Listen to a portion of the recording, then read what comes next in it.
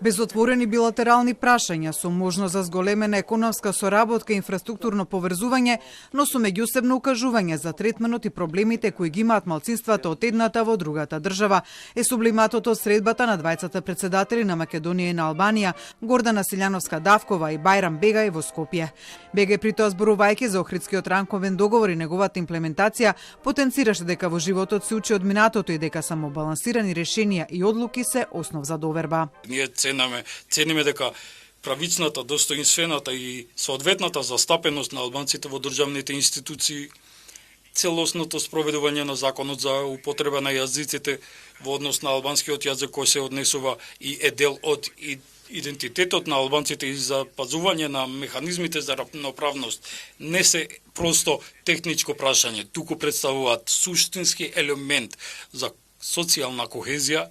за институционалната стабилност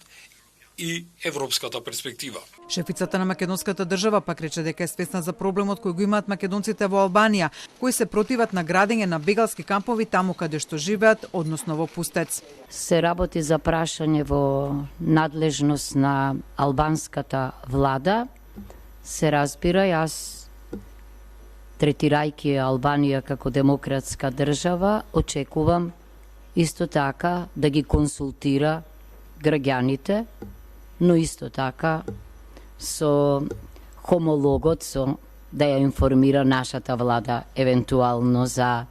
решенијата или за проблемите со кои се соочуваат. Двајцата председатели днината на двете држави ја гледаат во Европската унија, при што Силјановска-Давкова го повтори ставот дека нема уставни измени без гаранции, но и дека билатерализацијата на процесот со ставање историски идентитетски теми намаса ќе го комплицира пристапувањето на сите земји кандидати. Бегај од своја страна го потенцираше значењето на коридорот 8, за кој рече дека не е само пат за поврзување, туку пат на безбедност на која Албанија и Македонија се наоѓаат во центарот. И двајцата председатели не сакаа да ги коментира информациите за прием во Европската унија на земјите од Западен Балкан во 2027 година, но без право на глас, со став дека ќе зборуваат за тоа кога ќе биде и официјално ставено намаса како предлог.